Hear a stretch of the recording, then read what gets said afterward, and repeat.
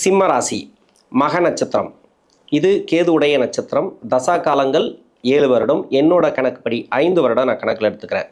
உங்கள் சுய ஜாதகத்தில் என்ன தசா புத்தி இருப்பு இருக்கோ அதை நீங்கள் கணக்கில் வச்சுங்க. இந்த தமிழ் புத்தாண்டை பொறுத்த வரைக்கும் உங்களுக்கு நல்ல ஒரு ஆண்டாக அமையும் இந்த சிம்ம ராசிக்கு. ஏன்னா 8ஆம் இடத்துல சனி பகவான் இருக்கிறார் அஷ்டம சனியாக. 11ஆம் இடத்துல குரு, அந்த குரு பகவானுடைய பயிற்சி இந்த வருஷத்தில் இருக்குது. அதாவது உச்ச வீட்டுக்கு 12ஆம் இடத்துக்கு வரார். இதெல்லாம் பார்த்தீங்கன்னாக்கா உங்களுக்கு நல்ல அமைப்பு தான். இந்த அஷ்டம சனி மட்டுமே ஒரு சில பேருக்கு வந்து கஷ்டத்தை கொடுத்துட்டு வரும். இப்போ வயது ரீதியாக தசாபுத்தி ரீதியாக பார்த்தோமானால் என்னோட கணக்குப்படி நான் 5 வருடம் நான் எடுத்திருக்கிறேன். உங்கள் சுய ஜாதகத்தில் ஒரு சில பேருக்கு வந்து 3 வருடம் இருக்கலாம், 2 வருடம் இருக்கலாம், இல்லை 6 வருடம் கூட இருக்கலாம். அது உங்கள் சுய ஜாதக தசாபுத்தி இருப்பு பொறுத்து. 5 வயது வரைக்கும் கேது தசை நடைமுறைக்கு வந்தால் பிறகு 20 வருடங்கள் சுக்கிர தசை. 5 + 20 25. 25 வயசு வரைக்கும் சுக்கிர தசை நடைமுறைக்கு வரும். சுக்கிர தசை நடக்கக்கூடிய நபர்களுக்கு இந்த சுக்கிர பகவான் 3ஆம் அதிபதின்னு சொல்லக்கூடியவர், 10ஆம் அதிபதின்னு சொல்லக்கூடியவர். இந்த ராசிக்கு நன்மை செய்யாத கிரகம். அதாவது சூரியனோட வீட்டுக்கு சுக்கிரன் நன்மை செய்யாது, சுக்கிரனோட வீட்டுக்கு சூரியன் நன்மை செய்யாது. இது மாதிரியான அமைப்பில் வரக்கூடிய தசைகள். இளம் வயது காலகட்டத்தில் வரக்கூடிய தசை உங்களுக்கு பெருசாக கெடுபலன்களை கொடுக்காது இந்த மக நட்சத்திரக்காரர்களுக்கு. அதுலேயும் ஒரு 20-25 வயசோடு முடியுது இல்லையா, அது இன்னும் நல்லது. அதாவது வேலை தேடக்கூடிய வயசில், இல்லை வந்து திருமணம் பண்ணி அந்த வாழ்க்கையில் இருக்கக்கூடிய வயசில், இல்லை பின்னாடி வயசில் வந்தால் கூட நிறைய பிரச்சனைகளை கொடுக்கும். இது இளம் வயசில் போகிறது இந்த தசைங்கிறது ரொம்ப ரொம்ப நல்லது இந்த மக நட்சத்திரக்காரர்களுக்கு.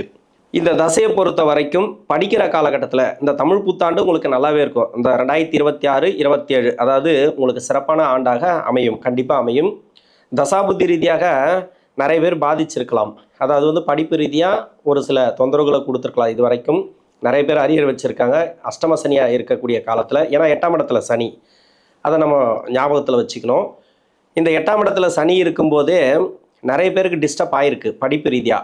இது வந்து பெருசாக உங்களுக்கு கெடுபலன்களை கொடுக்காது இந்த காலகட்டங்களில். இந்த பின்னாடி வரக்கூடிய 10 வருஷத்தில் தான் இருப்பீங்க. அதாவது 16 வயசுலேருந்து 25 வயசு வரைக்கும். அப்படின்னா சுக்கிர தசையில் சனி புத்திக்கு பிறகு, இல்லைனா குரு புத்தியிலேருந்து நம்ம கணக்கில் எடுத்துக்கலாம். பின்னாடி வரக்கூடிய அந்த 10 வருடங்கள் இருக்கு இல்லையா, இந்த இளம் வயது காலகட்டத்தில் படிப்பில் நல்ல ஒரு முன்னேற்றங்களை கொடுக்கும். 20 வயசுக்கு மேலே வேலை தேடக்கூடிய நபர்களுக்கு வேலை வாய்ப்புகள் உண்டு. நல்லபடியாக வேலை வாய்ப்பு கிடைச்சிரும். வேலையில் நல்ல ஒரு மாற்றங்கள், புதுசாக வேலை தேடுறவங்களுக்கு வேலை கிடைக்கும். ஏற்கனவே வேலையில் பிரச்சனை இருக்கிறவங்களுக்கு அந்த பிரச்சனைகள் இருந்து தான் இருக்கும். ஏன்னா அஷ்டம சனி, 8ஆம் இடத்துல சனி, சொந்த நட்சத்திரம் பார்த்தீங்கன்னாக்கா உத்திரட்டாதியில் சனி இருக்கிறார். அதுக்கப்புறம் ரேவதிக்கு போவார். திரும்ப வக்கரமாகி வக்கர நிவர்த்தியாகி அப்படியே அந்த 2 நட்சத்திரத்திலே இருப்பார் இந்த வருஷம் ஃபுல்லாகவே. அடுத்த வருஷம் 6ஆம் மாதம் வரைக்கும்னு வச்சிங்களேன், 5ஆம் மாதம் வரைக்கும்னு வச்சிங்களேன். இந்த காலகட்டங்கள் எல்லாமே உங்களுக்கு கஷ்டத்தை கொடுக்கக்கூடிய காலகட்டம் தான். ஏன்னா அஷ்டம சனி அப்படிங்கிறதுனால நிறைய பொருளாதார நெருக்கடியும் கொடுக்கும். இன்னொன்று வந்து பார்த்தீங்கன்னாக்கா முயற்சி பண்ணுறதுல கொஞ்சம் கஷ்டத்தையும் கொடுக்கும். புதுசாக வேலை தேடக்கூடிய நபர்களுக்கு சரி, இல்லை வேலையில் இருக்கக்கூடிய நபர்களுக்கு சரி நெருக்கடியை கொடுத்துரும். ஆனால் புதிய வேலை வாய்ப்புகள் எனக்கு தெரிஞ்சு பிஸியாகவே வச்சுருக்கோம். எப்பவுமே சிம்மராசியை வந்து இந்த சனி பகவான் பிஸியாகவே வச்சுருக்கோம். அப்போ வேலை இல்லாதவங்களுக்கு வேலை கிடச்சிரும். அது மாதிரி எடுத்துக்கலாம். 25 வயசுக்கு மேலே 31 வயசு வரைக்கும் சூரிய தசை. சூரியன் இந்த ராசிக்கு ராசியாதிபதி, லக்னாதிபதி இந்த லக்னமாக இருந்தால், வேறு எந்த லக்னமாக வந்தாலும் சரி சூரிய தசைக்கு அந்தளவுக்கு கெடுபலங்களை கொடுக்காது. உங்கள் சுய ஜாதகத்தில் அதாவது நீசமாக இருந்து தசை பண்ணால், இன்னொன்று இந்த ராசிக்கு மறைவு ஸ்தானங்களில் இருந்து தசை பண்ணிச்சுனாக்கா கொஞ்சம் கஷ்டங்கள் இருக்குது. அது மாதிரி இருக்கிறவங்க மட்டுமே அதிகப்படியாக முயற்சி போடணும். நீங்கள் வந்து வேலையில் முயற்சி பண்ணுறீங்கனாக்கா அதிகப்படியான முயற்சி எடுத்துக்கணும். இன்னொன்று வந்து வேலையில் இருக்கிறீங்கனாக்கா வேலையை மாற்றக்கூடாது. வேலையில் வந்து எந்த ஒரு மாற்றமும் நீங்கள் சேஞ்சஸ் பண்ணாதீங்க. நார்மலாக வந்து ஒரு ப்ரொமோஷன் கிடைக்குதா கிடைக்கட்டும், கிடைச்சா பாருங்கள், இல்லைனா விட்டுருங்க. நீங்கள் முயற்சி பண்ணுறதுக்கு ஒரு சில தடைகளை கொடுத்துனே இருக்கு இந்த சனி பகவான். பொருளாதாரத்துலேயும் கொஞ்சம் பிரச்சனைகள் கொடுக்கும். தேவையில்லாத செலவுகளை கம்மி பண்ணுறது இந்த காலகட்டங்களில் நல்லது. விரயங்களை வந்து வீண் விரயங்களை பண்ணிகிட்டே இருக்கும். அதனால் இது சூரிய தசை நல்லா இருக்குன்னு சொல்லிக்கலாம், இல்லைன்னு சொல்ல. ராசியாதிபதி தசை இப்போ அஷ்டம சனி இல்லைனாக்கா நிறைய பாசிட்டிவாக நடக்கும் அப்படின்லாம் சொல்லிக்கலாம், ஒன்றும் பிரச்சனை இல்லை. ஆனால் உங்கள் சுய ஜாதகத்தில் வந்து கொஞ்சம் டிஸ்டர்ப் பண்ணினே இருக்கும். சூரியன் வந்து கொடுத்துட்டே இருப்பார், சனி பகவான் வந்து தடுத்துட்டே இருப்பார். இப்படி தான் இருக்கும் இந்த அஷ்டம சனி காலம் அப்படிங்கிறது. குருடைய பயிற்சி ஓரளவுக்கு பரவாயில்ல. ஓரளவுக்கு அந்த வீண் விரயங்கள்லாம் கொஞ்சம் கண்ட்ரோலுக்குள்ளே வரும். ஏதாவது யோசிப்பீங்க, இந்த செலவு தேவையா தேவையில்லையா, இதை வாங்கலாமா வாங்கக்கூடாதா அப்படின்லாம் யோசிப்பீங்க இந்த சூரிய தசையில். ஏன்னா ராசி அதிபதி இல்லையா, நிறைய யோசிக்க வைப்பார். இது வந்து திருமணத்துக்காக முயற்சி பண்ணக்கூடிய நபர்களுக்கு திருமணத்தில் வெற்றி வாய்ப்புகளை கொடுக்கும். ஆனால் அஷ்டம சனியில் திருமணம் நடக்கிறது ரொம்ப ரேரு. இது வந்து வெற்றி வாய்ப்புகளை கொடுக்கும் அப்படின்னாக்கா சுய ஜாதகத்தில் இந்த தசை நல்லா தான் எனக்கு தெரிஞ்சு சூரிய தசை ஆரம்பிக்கிறவங்க இல்லைனா சூரிய தசை முடிவு பகுதியில் இருக்கிறவங்களுக்கு திருமணம் கன்ஃபார்மாக உண்டு. இதில் சென்ட்ரு பகுதியில் இருக்கிறவங்களுக்கெல்லாம் கொஞ்சம் பிரச்சனை கொடுக்கும். அதனால் திருமணம் முயற்சி பண்ணுறீங்க தடையாக வருது அப்படின்னாக்கா விட்டுடலாம். இன்னும் ஒரு 1.5 வருஷம் கழித்து நீங்கள் திருமணத்தை முயற்சி பண்ணலாம். திருமண வாழ்க்கையில் இருக்கக்கூடிய நெருக்கடிகள் அதாவது கண்டிப்பாக இருக்கும். அது வந்து கணவன் மனைவிக்குள்ளே கொஞ்சம் விட்டு கொடுத்து போகிறது நல்லது. 31 வயசுலேருந்து 41 வயசு வரைக்கும் சந்திர தசை. சந்திரன் இந்த ராசிக்கு வந்து இந்த நட்சத்திரத்திலேருந்து தசை பண்ணுறாருன்னு நம்ம ஈஸியாக சொல்லிடலாம். ஏன்னா மக நட்சத்திரக்காரர்களுக்கு மக நட்சத்திரத்தில் சந்திர பகவான் இருந்து தசை பண்ணுவார். உங்கள் சுய ஜாதகத்தில் சந்திரன் இருக்கக்கூடிய இடம் அதாவது மக நட்சத்திரத்தில் இருக்காருனாக்கா அந்த நட்சத்திராதிபதி கேது. அந்த கேது பகவான் வந்து சந்திர பகவானுக்கு மறையாமல் இருந்தால் இந்த அஷ்டம சனி உங்களை எதுவுமே பண்ணாது. நல்லபடியாக போயிட்டே இருக்க, ஒன்றும் பிரச்சனை இல்லை. இல்லை கூடவே இருக்காரு அப்படி இல்லைனாக்கா ஒரு சில பாவத்துக்கு மறைஞ்சிருக்காரு, இந்த பாவத்துக்கு அவர் மறைஞ்சிருந்தார்னு வச்சிங்களேன், அந்த சந்திர பகவான் அதாவது இந்த நட்சத்திரத்துக்கு மறைவு ஸ்தானத்தில் இருந்தால் அந்த சந்திர பகவான் தசை அப்படிங்கிறது அவ்வளோ நன்மை செய்யாது. அதில் இருக்கக்கூடியவர்களுக்கு கொஞ்சம் கஷ்டங்கள் கொடுக்கும். இப்போ மறையாமல் இருக்கார் அப்படின்னாக்கா உங்களுக்கு நல்லது அப்படின்னு எடுத்துக்கலாம். மறைஞ்சாதான் உங்களுக்கு பிரச்சனை ஒன்று. இன்னொன்று வந்து இந்த வீடு கொடுத்த கிரகம் சூரியனும் நல்லா இருக்கணும். ஒரு சில பேருக்கு வந்து கடகராசியில் சூரியன் இருப்பார், இதில் வந்து சந்திரன் இருக்கார் இல்லையா, இப்போ பரிவர்த்தனை அவங்களுக்கெல்லாம் பரவாயில்ல. இது மாதிரி இருக்கிறவங்களுக்கு இன்னொன்று சனி பரிவர்த்தனை, சுய ஜாதகத்தில் சனி பரிவர்த்தனையாக இருந்தால் அவங்களுக்கெல்லாம் இந்த அஷ்டம சனிங்கிறது பெருசாக கெடுபலன்களை கொடுக்காது, நல்ல பலன்களே கொடுத்துரும். இருந்தாலும் தசா புத்தினால் ஒரு சில பாதிப்புகள் உண்டு. சந்திர தசை விரையாதிபதி இல்லையா, தேவையில்லாத செலவு, தேவையில்லாத மன உளைச்சல், தேவையில்லாத அலைச்சல் இதெல்லாம் கொடுத்துட்டே இருக்கு. அந்த சந்திர தசையில் கொஞ்சம் பார்த்துக்கணும் நீங்கள். அதில் வந்து நீங்கள் நிதானமாக யோசித்து முடிவெடுங்க. எதுவுமே ஒரு சிலருக்கு வந்து வீடு கட்டுறது, ப்ராப்பர்ட்டி சேர்க்கை இது மாதிரிலாம் சந்திர தசையில் கொடுக்கலாம். இது வந்து போக்குவரத்தில் கொஞ்சம் கவனமாக இருக்கணும். உணவு பழக்க வழக்கங்களில் கொஞ்சம் கவனமாக இருக்கணும். இந்த சந்திர தசையில் இருக்கக்கூடிய நபர்கள் 41 வயசுலேருந்து 48 வயசு வரைக்கும் செவ்வாய் தசை. செவ்வாய் இந்த ராசிக்கு வந்து 4ஆம் அதிபதினு சொல்லக்கூடியவர். அதாவது இந்த 4ஆம் அதிபதி நல்லா இருந்தாலே உங்களுக்கு வேலை பிரச்சனை வராது. உங்கள் சுய ஜாதகத்தில் இவர் ஆட்சியில் இருக்காருன்னு வச்சிங்களேன், இல்லை உங்களுக்கு வந்து 9ஆம் இடத்துல இருக்கார், பாக்கியஸ்தானாதிபதி இவர். இது வந்து 9ஆம் இடத்துலையோ இல்லை 4ஆம் இடத்துலையோ ஆட்சியில் இருக்காருனாக்கா சிறப்பு, சூப்பராக இருக்கும். வேலைங்கிறது உங்களுக்கு பிரச்சனையே வராது. தொழில் செய்யக்கூடிய நபர்கள் மட்டும் கொஞ்சம் கவனமாக பார்த்துக்கணும். ஏன் தொழிலுக்கு சொல்கிறேன்னா, உங்ககிட்ட வரக்கூடிய நபர்கள் சரியான நபர்களாக வரமாட்டாங்க. அதாவது தப்பான நபர்கள் வர்றது, இது மாதிரி பணத்தை ஏமாற்றிட்டு போயிடுறது, ஒரு முதலீடு போட வச்சு அந்த முதலீடில் நிறைய நஷ்டங்களை கொடுக்கறது, அது மாதிரிலாம் நிறைய கொடுக்கும். அதனால் வந்து அந்த தசைங்கிறது நல்லா இருக்கணும் அப்படின்னாக்கா ஒரு ஆட்சி பெற்று இருக்கணும் ஒன்று, இந்த வீட்டுக்கு மறையாமல் இருக்கணும். அது மாதிரி இருந்தால் சனி பகவான் வந்து எவ்வளோ தான் கடுமையான கஷ்டங்களை கொடுத்தா கூட இந்த செவ்வாய் வந்து நல்ல ஒரு அமைப்புகளை கொடுத்துரும். நீங்கள் எது சார்ந்து முயற்சி பண்ணுறீங்களோ, ஒரு வேலைக்காக முயற்சி பண்ணிட்டு இருப்பீங்க, இப்போ வெளிநாடு போனோம் அப்படின்னா கூட போகலாம். இன்னொன்று இங்கே கூட ஒரு ப்ரொமோஷன் எதிர்பார்த்தீங்கன்னா அந்த ப்ரொமோஷன் கொஞ்சம் லேட்டாக கிடைக்கும், எதிர்ப்புகள் கொஞ்சம் அதிகமாக இருக்கும். ஏன்னா ஒரு சில பேருக்கு வந்து இந்த செவ்வாய் மறைவு ஸ்தானத்தில் இருந்துச்சுன்னா அவங்களுக்கு எதிர்ப்புகள் அதிகமாக இருக்கும். அதாவது போட்டு கொடுக்குறது, அது மாதிரி ஏதாவது ஒன்று பண்ணினே இருப்பாங்க, ப்ரொமோஷன் கிடைக்காம இருக்குது, அது மாதிரி வேலையில் பிரச்சனை வைக்கிறது, வேலையில் வந்து போட்டி பொறாமைகள்லாம் இந்த காலகட்டங்களில் இருக்கும். கொஞ்சம் மன நெருக்கடிகள் யார் கேட்டாலும் பார்த்தீங்கன்னாக்கா சிம்மராசியில் கொஞ்சம் வேலை பிரச்சனையாக தான் போயிட்டுருக்கு அப்படின்வாங்க. வேலை நல்லாவே இருந்திருக்கு இதுக்கு முன்னாடி, இதன் பிறகு பார்த்தீங்கன்னாக்கா கொஞ்சம் நெருக்கடியாக போகும். சமாளிங்க, இந்த ஒரு 1.5 வருஷத்துக்கு எப்படியாவது சமாளிங்க. எதையுமே மாற்றணும்னு நினைக்காதீங்க.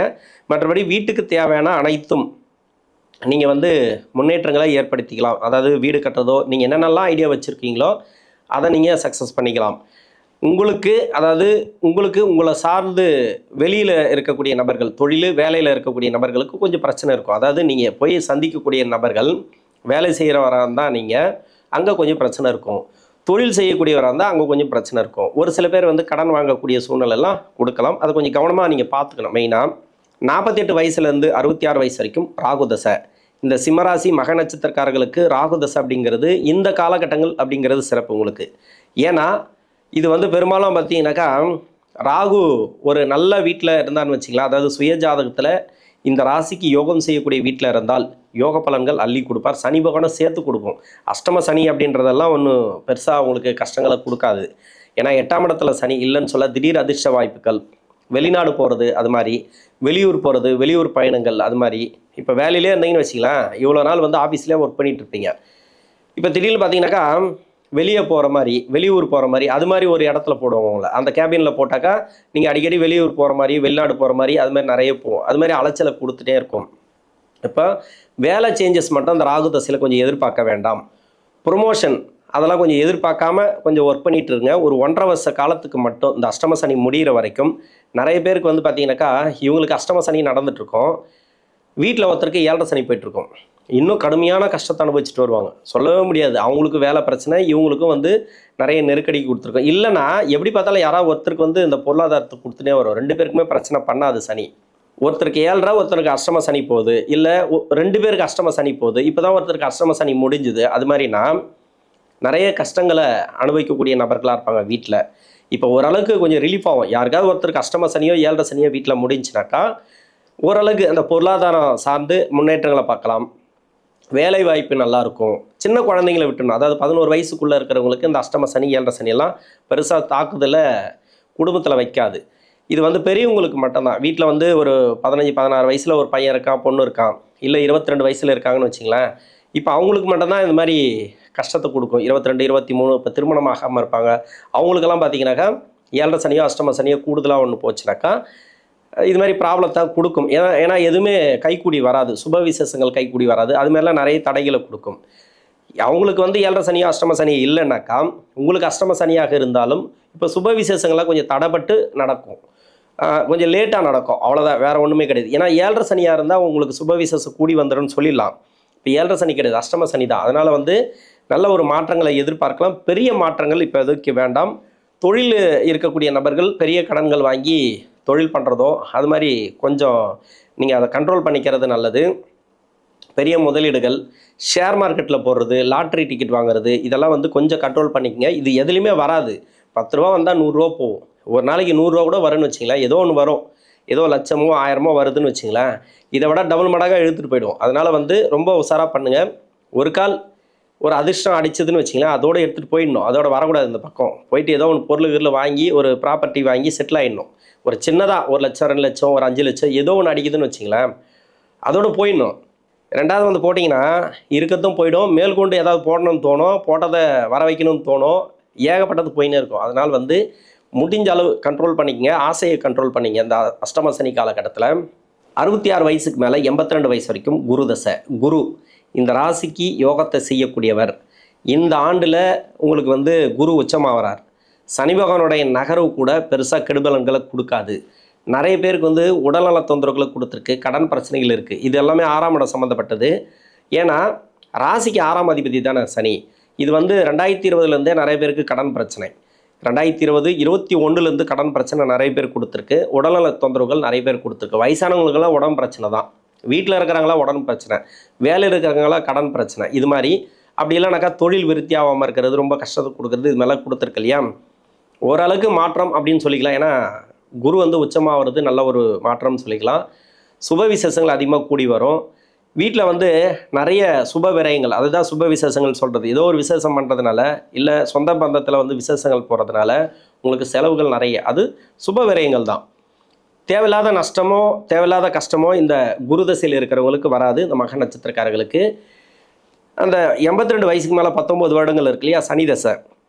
இந்த சனி தசைங்கிறது என்னென்னா பின்னாடி வரக்கூடிய தசை. உடல்நலத்தை பார்த்துக்கிறது நல்லது. இந்த காலகட்டங்களில் குழந்தை மாதிரி அதிகபட்சமாக வந்து பார்த்திங்கனாக்கா இந்த வயது காலகட்டத்தில் இருந்தால் சனி தசையில் ரொம்ப குழந்தையாகவே இருப்பாங்க. ஏன்னா குழந்தை பருவத்தில் வரக்கூடிய சனி தசை அவ்வளோ நல்லா இருக்குமா. அதாவது ரொம்ப துருதுருன்னு இருப்பாங்க. ஏதாவது ஒரு இதில் இருப்பாங்க. அவங்க வந்து குழந்தை தன்மை அதிகமாக இருக்கும். பேச்சில் கூட ஒரு சூதனம் இருக்காது. அதாவது பொடி வச்சு பேச மாட்டாங்க. உள்ளதை உள்ளபடியே பேசக்கூடியது அந்த சனி தசையில் இருக்கக்கூடிய குழந்தைகள். அதாவது 20, 21 வயசு வரைக்கும் சொல்லலாம். அதே மாதிரி இந்த வயசான காலகட்டத்தில் வர சனி தசை இருக்கு இல்லையா, இது கூட மனசில் பட்டதை அப்படியே பேசுவாங்களாம். அது மாதிரி இருக்கும் அந்த தசைங்கிறது. அதனால் சனி தசைங்கிறது பரவாயில்ல. உணவு பழக்க வழக்கத்தில் கொஞ்சம் கவனமாக இருங்க. இன்னொன்று, நோய் நொடி பிரச்சனைகள் எதனா இருந்துச்சுனாக்கா மாறக்கூடிய வாய்ப்புகள் இருக்குது. இந்த தமிழ் புத்தாண்டு அப்படிங்கிறது மக நட்சத்திரக்காரர்களுக்கு நல்ல ஒரு மாற்றங்களை கொடுக்கும். நன்றி.